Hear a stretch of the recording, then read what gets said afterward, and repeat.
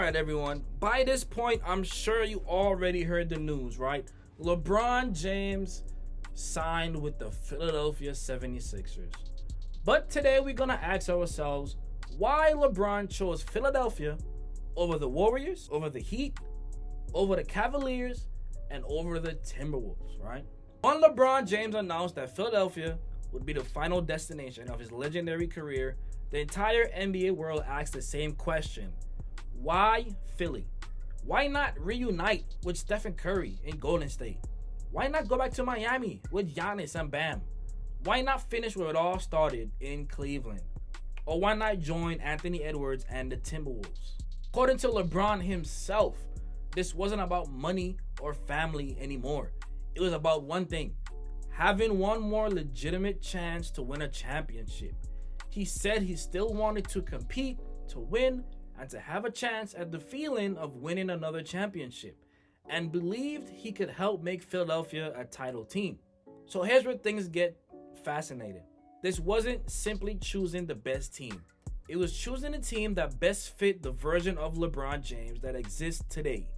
Let's break down exactly why Philadelphia beat everyone else on his list. So the biggest reason: championship teams aren't always collecting the most stars. They're about solving weaknesses. Philadelphia already had elite scoring. Joel Embiid commands double teams every possession. Tyrese Maxey is one of the fastest guards in basketball. Jaylen Brown gives them another elite two-way scorer. So what were they missing? A basketball genius. A player who slows the game down.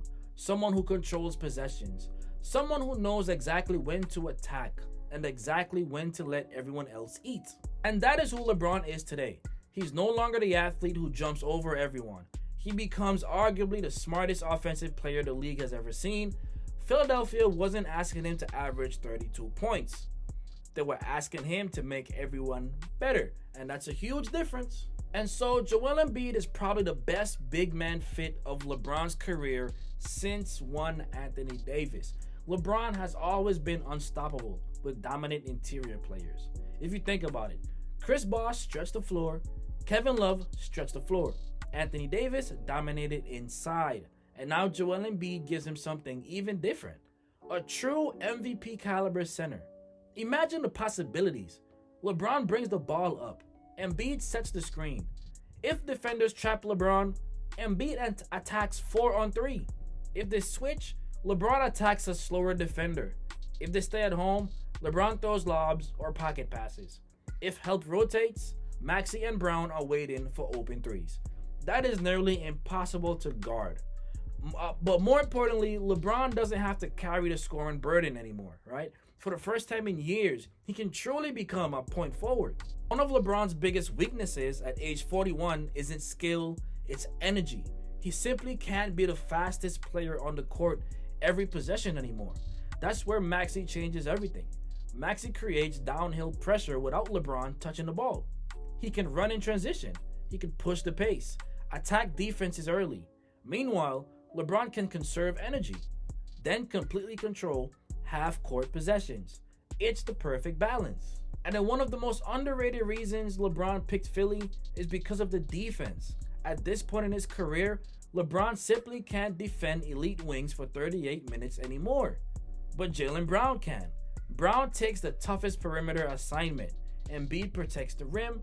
That allows LeBron to become what he's become best at: a free safety, reading passing lanes, calling out coverages, helping at exactly the right moments. It's similar to how he defended during championship runs. He isn't chasing the fastest player anymore. He's controlling the defense. And so why not Golden State, right? This one surprised a lot of people. Steph Curry and LeBron are basketball soulmates, but there were problems. First, Golden State would have asked LeBron to play their motion offense. LeBron has always been at his best controlling possessions. The Warriors' offense asks stars to move constantly without the ball. Steph Curry runs miles every game. LeBron does not. Secondly, both LeBron and Draymond Green are primary decision makers. There is some overlap there. And third, Golden State lacks the dominant interior force that Philadelphia has. Embiid changes every possession. The Warriors don't have that type of player. Could they have won? Absolutely. But Philly gives LeBron a more natural fit as the offensive organizer. Before he signed, Golden State was widely viewed as one of the finalists, thanks to his relationships with Stephen Curry and Draymond. But it just wasn't ultimately his choice. And now, why not Miami? Emotionally, it would have been beautiful. Basketball-wise, it would have been much harder. Miami asks everyone to defend with relentless intensity. They play one of the league's toughest conditioning systems. LeBron could absolutely contribute, but Miami would have needed him to create offense every night. Philadelphia does not. In Philly, Maxey scores, Brown scores, Embiid scores, LeBron orchestrates. That's far less wear and tear over an 82-game season. And so why not Cleveland, right? You have Donovan Mitchell, you have James Harden, Evan Mobley, Jared Allen. So this might have been the hardest decision emotionally, right? Imagine ending your career where it started.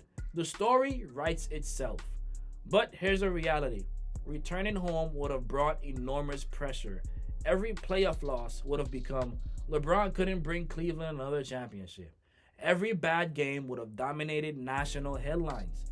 Philadelphia offers something different, a fresh challenge, a new fan base, a chance to build one final chapter instead of reliving an old one. Some analysts argued Cleveland may have been the strongest on-court fit because of its depth and versatility, but ultimately LeBron chose a different path. And so why not Minnesota? Minnesota is incredibly talented. Anthony Edwards, elite defense, length everywhere. But here's the issue. Anthony Edwards is still developing as the franchise centerpiece. Philadelphia stars are already championship-ready veterans. Embiid has been through MVP battles. Jaylen Brown has championship experience. Maxey has already become an all-star level guard. LeBron doesn't have time to wait for another young superstar to mature. At 41, he needs a roster that's ready today. And so the biggest reason of it all. So here's what I think separates Philly from everyone else. LeBron isn't trying to prove he's still the best player in basketball. He's trying to prove he can still be the best championship piece, right? That's different. Philadelphia allows him to be the brain, not the engine. And that's exactly where aging superstars succeed. Think late career Magic Johnson. Think late career Tim Duncan in San Antonio. Think 2022 Steph Curry leaning on an elite defense that's around him, right? LeBron has reached that stage. His value isn't measured by points anymore. It's measured by decisions, leadership, tempo, reading defenses 2 plays ahead. Philadelphia maximizes all of those strengths. And so, when people remember this decision years from now, they'll probably say, LeBron chose Philly because they had Embiid. Or LeBron chose Philly because they had Maxey, because they had Jaylen Brown, because they had VJ Edgecombe. Those things matter. But I think the deeper reason is this. Philadelphia was the only contender that allowed LeBron James to become the final version of himself. Not Superman, not the league's leading scorer, not the most athletic player on the floor, but the greatest basketball mind directing one last championship run. And if that formula works, this may become one of the smartest final career decisions that we've ever seen.